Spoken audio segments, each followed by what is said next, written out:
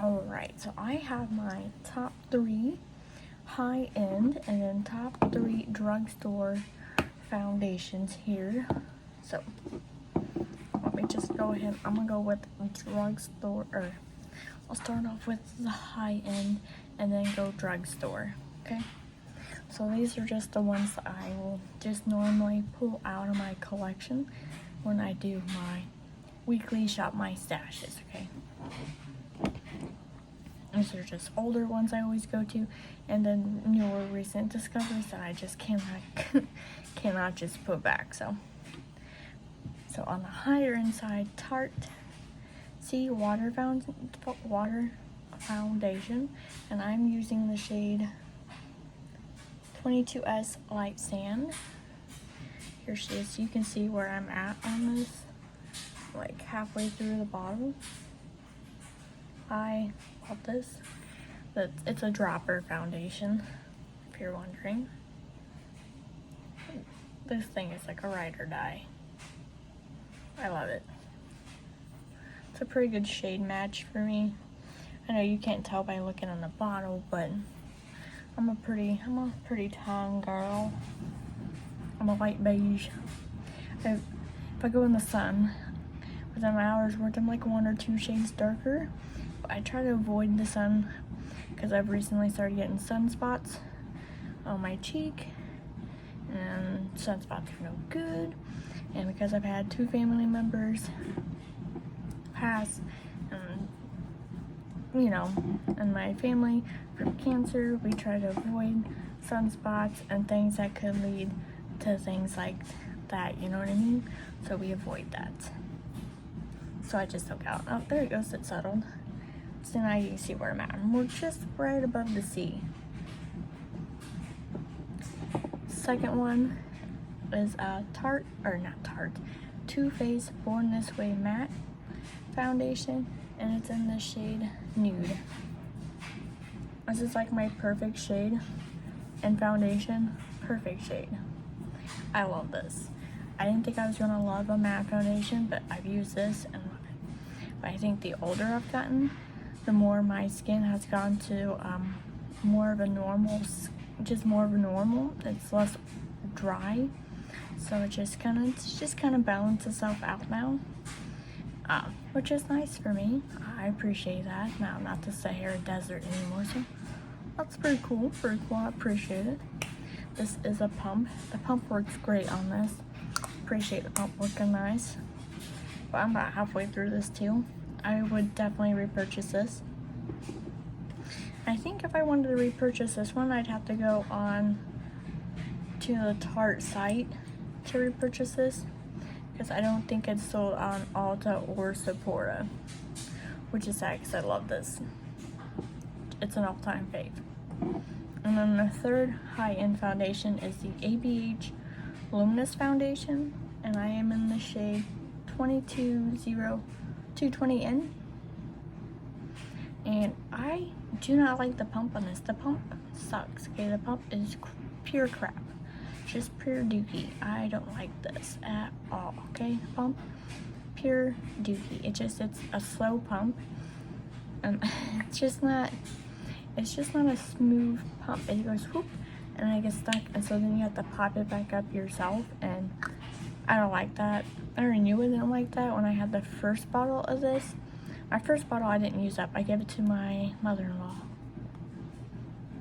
because, you know, I like to give her some things. But yeah, those are my 3 high-end foundations. Love them.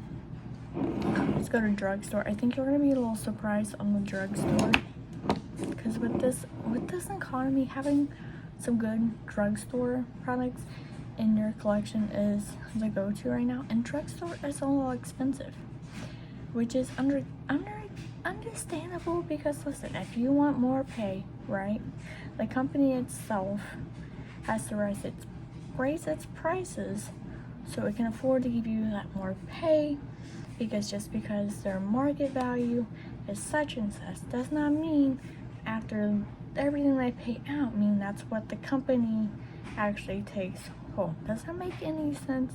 So if you want higher pay, the products that that company produces has to raise their prices to give you that said higher pay price. Makes sense? Alright, that's probably why we're seeing rising drugstore prices. And I'm like, God dang, that's drugstore prices getting higher up. And then I sit there thinking, I'm like, well, that makes sense. We want higher wages. Companies are gonna have to raise up their prices some, you know? Makes sense. That's how it works. Alright, so I'm just gonna show you.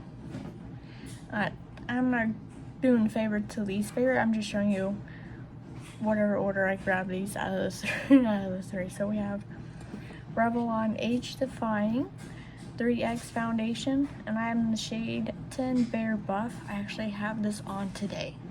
So what's on my skin now? It's beautiful. You can tell it's a pretty daggone good shade match. But I like this. The pump is nice. You get a good amount of foundation, and I've been shaking this up, so you can't tell how much I've used out of this, but I've used a pretty good amount since having this. I love this foundation. I don't remember the price, but I would definitely repurchase this. I think Revlon is a little slip-on their brand for the foundation. Good stuff. That's all I can say. It's pretty nice. I like it.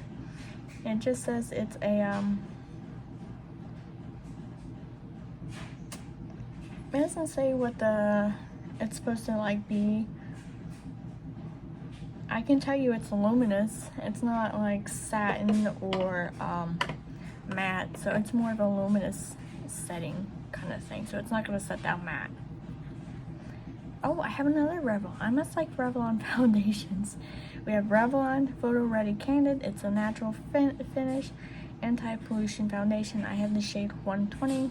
This is another good shade match. This is actually my second tube. I actually finished up the first one for like over a year ago. I finished up the first one. I went through it like it was nothing. This is when I had a smaller collection, so I don't know, but this is really good.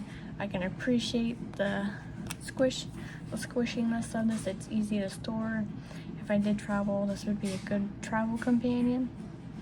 Also, the pump is nice on it. Can appreciate a good pump.